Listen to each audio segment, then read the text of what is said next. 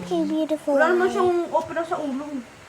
Di ba nga yung pamangkin ko nga, ako sa pamangkin. Nagka-meningitis kasi yun. Inoperahan yun. Kaya ngayon, normal siya, pero hindi siya ganun ka-normal. Kasi parang sa edad niya, isip bata pa siya, hindi siya ganun kaano sa edad niya. There's different colors about the face. Ayan na. Kaya mo siya, at least nag-reach out ka naman na, may laban tayo. Hindi ako para magsabi sa kanya. Alis ka Every rin. color Hindi look naman good sa too. naman kailangan magsuot. Oo, hindi.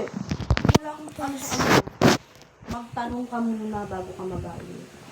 Tapos pinaabot mo sa kanya na, may laban. Wala na siya kung pupunta sa Hindi alin. ako para sa kanya mag-ano. Kasi magpihasa yan. Inaano Ano siya. siya, Eh, sabi ko nga kay Tikora, sinabi mo ba ano yung nangyari habang siya yung nasa loob, na ikaw lahat nagdesisyon nun. Sinabi, paano ko masasabi sa kanya, hindi niya nga ako nire-replyan. Sabi mo, guys. Oo, Hindi, pwede naman yung sabihin pwede niya naman sabihin kahit hindi nga yun, hindi ko na lang din siya inano. Basta kung ano ko doon, ikaw ting bahala kasi yung pag-sub na yun, ikaw ang tumawag kay Balon. Di ba nung nag-usap ko kayo doon, ang sabi ni mami ko, sinabi niya kay Ana, bahala ka, ako mag-live sa Diyos kung hindi ka, Paro lang ako sila mag-live kung, pwede na dapat paliwanag mo na, Ana. Kasi alam ko sa akin siya galit eh. Kaya ka pinalabas, sinab. ako ang nagsabi. Oo, siya nga ang nagsabi kay Balon Nagsabi eh. na isab na mag-sub at ako nagsabi na si Sandra ang mag-sub muna sa iyo. Ngayon, bakit? Kasi, di ba, ano mo usapan natin bago magsimula, di ba sabi ko, pag may error ng ganitong number of times, alis ka, labas ka. Kaya kita pinalabas. Dapat sinabi na niya sa chat. Kaya nga dapat yun pinaliwanag niya, hindi man siya replyan, at least naliwanagan niya, Oo, hindi pala babasahin yung naman isa. yung- Oo, hindi pala yung isa ang nag-ano, akala ko kasi sa kanya ako galit. Diba? Ganun yun. Eh, wala eh. Hindi Alam mo talaga bakit? yun. Kasi hugas kamay din. Ako, sabi ko nga, kaya kong panindigan yun. Di ba nga, magkakaharap. Di ba, ikaw naman lahat nagsabi nun. O, yung first six natin, o, sabi mo sa akin, sino ang ipapasok mo, dito kami muna. O, go. Second set sila. O, pag sabi mo, na magta-third set tayo, kung sino yung first six mo, yun ipasok mo sa third set. Ayaw naman namin siya parang nasisisi siya. Oh, ayaw niya. Alam ko yun eh. Kaya nga, pag nag-uusap kahit sa maraming tayo, 'di ba? Sinasabi ko, ikaw yun lahat tayo nagsabi sa akin, 'di ba? Sumunod lang naman ako sa iyo eh. Ikaw rin ang tumawag ng sub. Ikaw nagsabi kay Balong, kaya nga umano si Balong kasi andito siya, andito. Now they Pag sabi niya sub, madi lumat. Sandra. Nagkamay pa ako doon kay Impacta. Hindi ko makalain. Ayaw kasi parang ganyan, tulad yan, nag-galit It ko ba can be this. ayaw niya parang sa kanya mga Mag-blame lahat ng ako hindi. Kung ako may kasalanan, kaya kong humingi ng sorry. dahil ikaw ang coach, parang kayong Oo, ikaw yung dapat mag-aayos niyan. The eyelashes. Kaya sabi ko, kung ako yon, kung wala kaming coach, ayusin ko yan. kasi ano pa ang sense na umuo ka na mag-coach ka kung ano man kung hindi mo naman kayang panindigan. Sana nagpa-uniform ka na lang.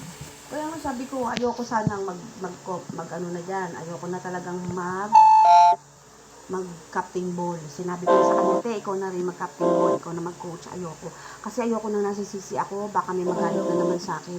Umpisa pa lang sinabi ko yan sa kanya. Biglang sinabi niya. Kaya nga siya na pinatong ko sa meeting eh. Sabi niya, hindi, Sandra, coach niyo na lang ako.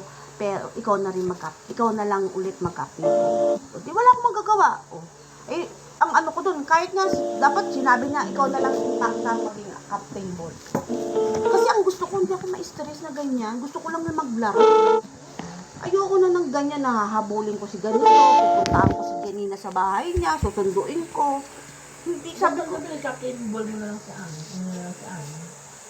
inano ko nga kay Tikora yan. Sinabi ko yan lahat. Ay, hindi ko sinabi kay Tikora na mag-captain ball si Ana. Ang sinabi ko, ikaw na yan, lahat member na lang, maglalaro na lang ako. Eh, nung pagdating niya, galing sa pag-attend ng meeting, sinabi niya sa akin na, Sandra, ako na lang coach niyo, ikaw na lang mag-captain ball. Kasi, kaya pa ba, ikaw ang coach. Siyempre, siya pa rin dapat ikaw ang yun. mag-decision mo. Mm-mm. Kaya nga, Kasi hindi ikaw ang gagawa ng game plan nyo eh. hindi ako nakikipag kay Ana. Pumunta siya sa akin, galit ka pala sa akin, may problema ka. Kausapin mo ko. Tapos yung inaarte mo, bago ka magkaganyan, anuhin mo muna. Ayusin, kumbaga, siguraduhin mo muna tama yung inaarte mo. Ayoko sa lahat yung nag-post siya. Yun eh. Kasi pwede ko naman siya, anong naging problema. Pwede ako magpaliwanag sa kanya nag-post siya. Hindi ako nangangarap ng ganyan. Ang pangarap ko, mawalan ako ng utang.